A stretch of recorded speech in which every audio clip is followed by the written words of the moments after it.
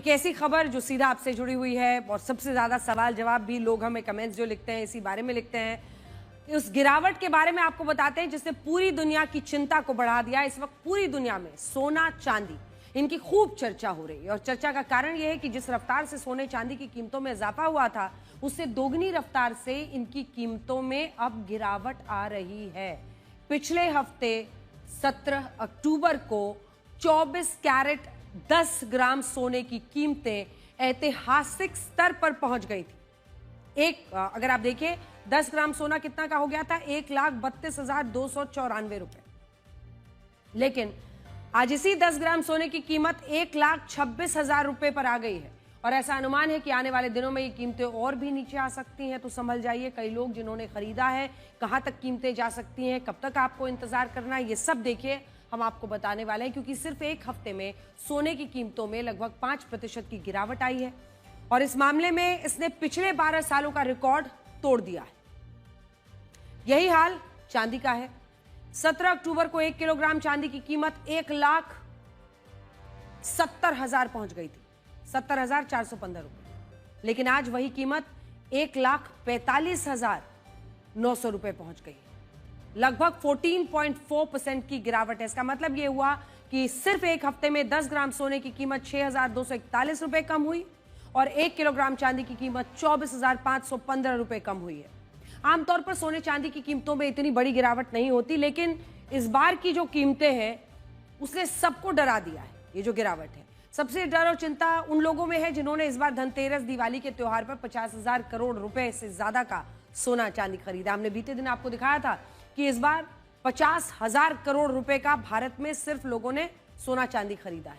यहाँ बहुत सारे लोगों का सवाल यह भी है कि जब सोने चांदी की कीमतें पिछले 2.5 महीने में लगातार बढ़ रही थी, तब अचानक से इन कीमतों में इतनी बड़ी गिरावट क्यों आई?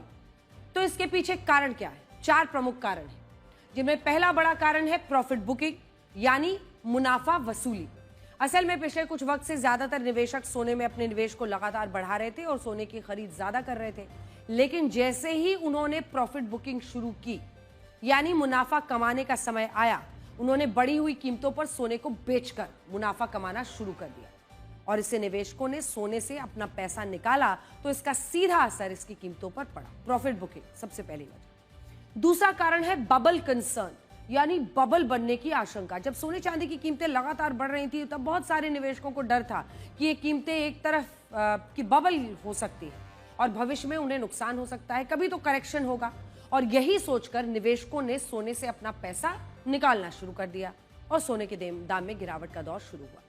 तीसरा बड़ा कारण अमेरिकी डॉलर का मजबूत होना। अमेरिकी डॉलर 0.4% मजबूत हुआ है, जिसके कारण निवेशकों ने डॉलर की खरीद को बढ़ा दिया और इसकी वजह से भी सोने की कीमतों में गिरावट आ रही है। चौथा कारण, अब वैश्विक तनाव कम हो रहा है। इजराइल हमास के बीच गाजा में शांति समझौता लागू हो गया है। चाइना अमेरिका के बीच ट्रेड डील को लेकर भी चर्चा शुरू हो गई है। वैश्विक तनाव कम हो रहा है या इससे ज्यादा उथल पुथल नहीं है, इसीलिए भी सोने की कीमतें नीचे आ रही है। और आखिर कारण है सोने की मांग घटना। भारत में नवरात्रि, धनतेरस, दिवाली के त्योहार के बाद अब सोने की मांग कम होगी और जब किसी चीज की मांग कम होती है तो उसकी कीमतें अपने आप नीचे आने लगती हैं। दिवाली तक तो सब कुछ ठीक चला, धनतेरस, दिवाली, उसके बाद से अब गिरावटें शुरू हो गई। हालांकि बहुत सारे लोग ये भी पूछ रहे हैं कि क्या 2025 में वैसा तो नहीं होगा जैसे साल 1979 में हुआ था, 1979 में। साल 1979 में सोने की कीमतें उसी रफ्तार से बढ़ी थी जैसे इस साल सोने की कीमतों में इजाफा हुआ। उस वक्त लोग ये कहने लगे कि सोना जिस तेजी से महंगा हो रहा है वो कई लोगों को अमीर बना देगा, खास भारत के उन परिवारों को जो अपने घरों में सोने के को मतलब सबसे ज्यादा सोना का खजाना रखते थे। लेकिन क्या हुआ? इसके बाद साल 1979 में ही 1979 में ईरान की क्रांति हुई। अफगानिस्तान में भी सोवियत संघ के समर्थन से एक कम्युनिस्ट सरकार की स्थापना हुई, जिससे सोने की कीमतों पर असर पड़ा। उस वक्त 2 सालों तक सोने की कीमतों में 49% की गिरावट आई, 49% की गिरावट आई थी। और अब लोगों को डर है कि क्या इस बार भी ऐसा हो सकता है। तो हम आपको बताना चाहते हैं कि वैसा शायद इस बार नहीं होगा। और इसका कारण क्या है? इस बार वैश्विक तनाव अभी कम हो रहा है और चाइना और अमेरिका के बीच ट्रेड डील को लेकर चर्चा शुरू हुई है। चाइना अमेरिका के बीच व्यापारिक टकराव बढ़ता है तो ऐसी स्थिति में 10 ग्राम सोने की कीमतें वापस से 1 लाख रुपए के आसपास आ सकती हैं और अगर ऐसा हुआ तो दुनिया में आर्थिक अस्थिरता भी बढ़ जाएगी।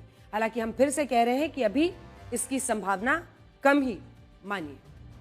अब मैं आपको बड़ी स्क्रीन पर ही दिखाती हूं कि सोने चांदी की कीमतों में गिरावट आना भारत के लोगों को इतना डराता क्यों है।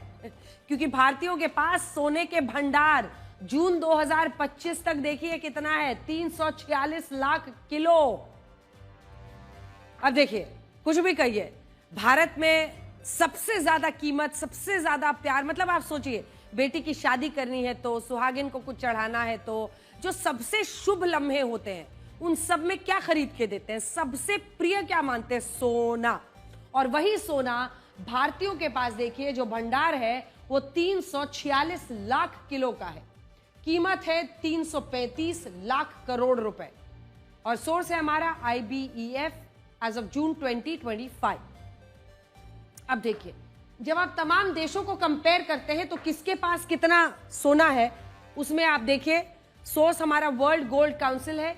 लाख किलो में जब आप देखेंगे तो सबसे ज्यादा अमेरिका में है 81.3 लाख किलो। जूम इन कर लीजिए, सबसे ऊपर अमेरिका में 81.3%, उसके बाद 33.5% है, 33.5%।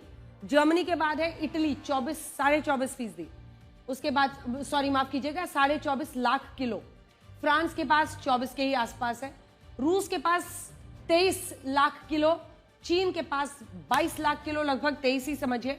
स्विट्जरलैंड आता है उसके बाद 10 लाख किलो, भारत है उसके बाद लगभग 9 लाख किलो आप इसको मान सकते हैं, और उसके बाद से तुर्की, जापान और दुबई। ये वर्ल्ड गोल्ड काउंसिल का जो डेटा है वो हम आपको यहां पर दिखा रहे हैं, और वहां पर IBEF का डेटा हमने आपको दिखाया था जो ये कहता है कि सोने का जो पूरा भंडार है जून 2025 तक वो 346 लाख किलो है भारतीयों के पास।